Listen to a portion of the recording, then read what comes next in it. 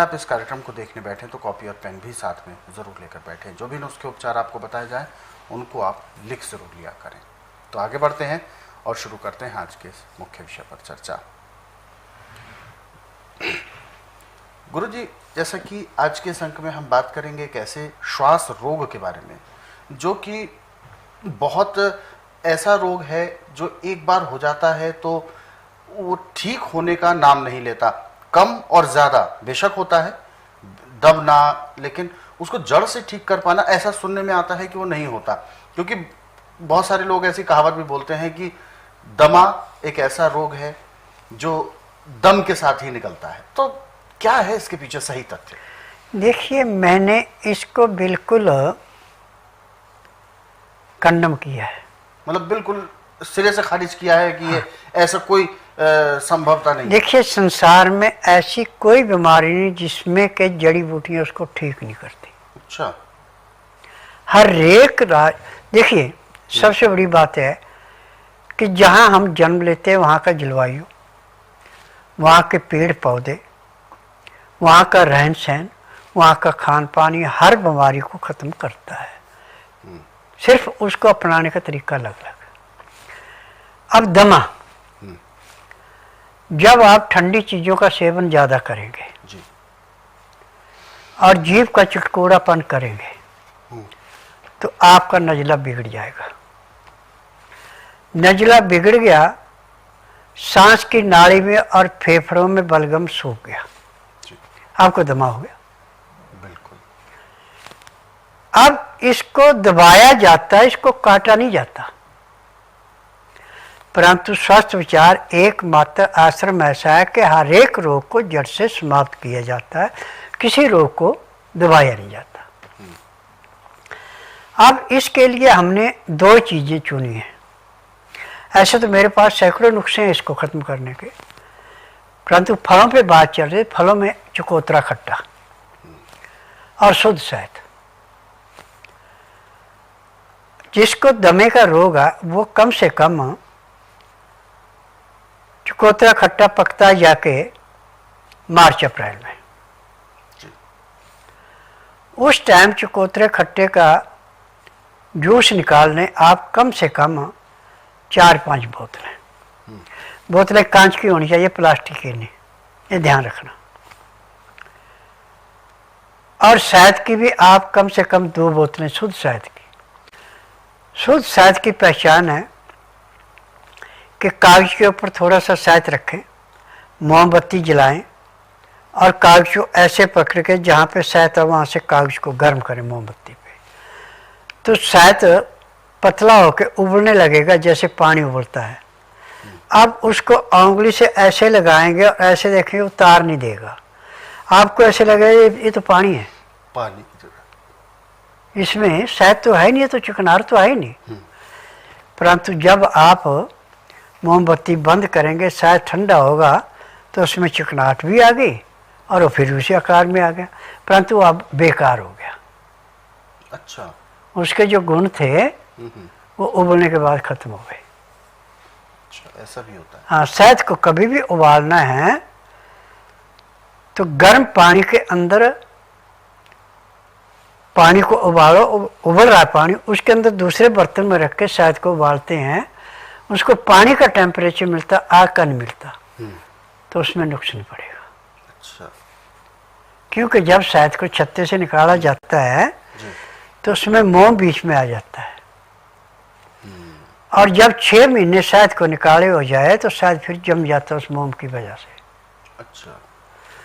तो उसको साफ करने के लिए या तो गर्म पानी में बर्तन रखा जाता है या फिर धूप में बर्तन रखा जाता है, तो फिर दोबारा पिघल जाता है।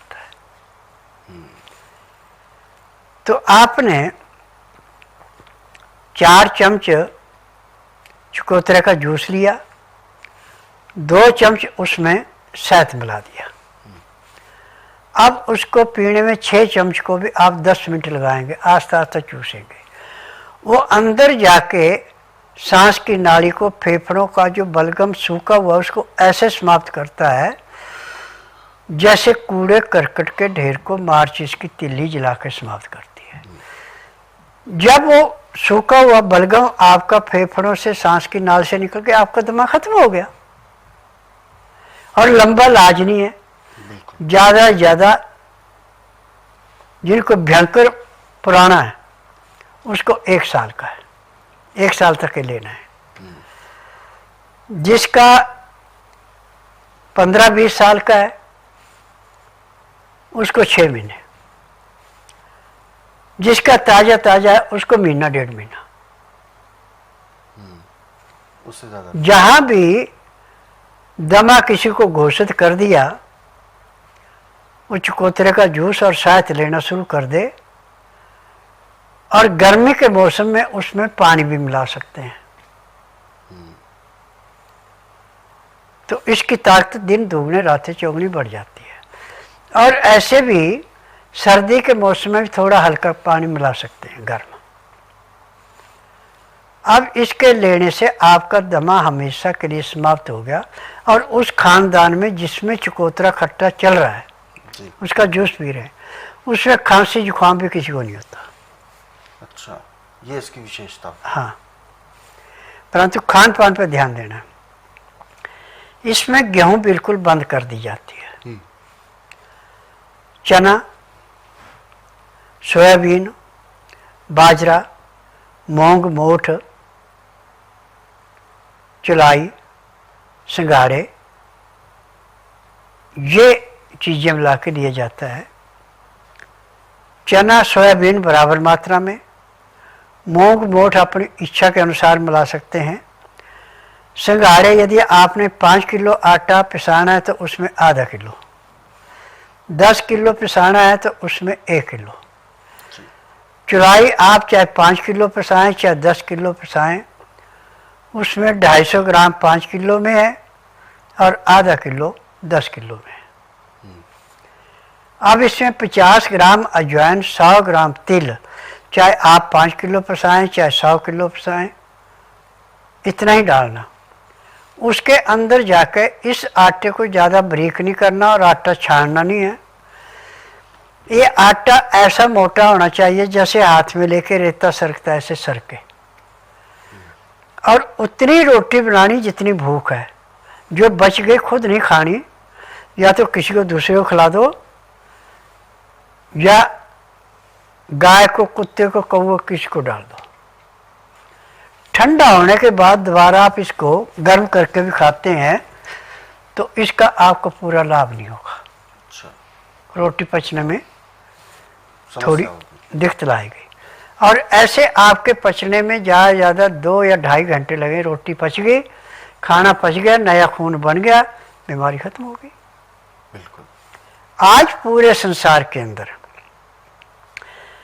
चाहे हम एलोपैथिक में जाएं, चाहे आयुर्वेद में, चाहे यूनानी में, चाहे होम्योपैथी में, या तो रोगी से पूछेंगे बीमारी क्या है, खानदान को पूरे को ढूंढेंगे, माँ को क्या था, बाप को क्या था, दादा दादी, नाना नानी, मामा मामी, सारे चलते हैं।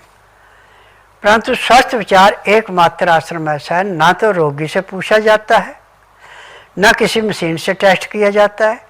यहाँ का नियम है कि जिस दिन आना उस दिन बुधवार नहीं होना चाहिए, बुधवार की मेरी छुट्टी होती है। गुरुवार से लेकर मंगलवार के बीच में आना, जिस दिन आना उस दिन रात्रि 10 बजे तक खा पी के दातन कूड़ा करके बड़ी इलायची मुंह में रख के चूसते रहना।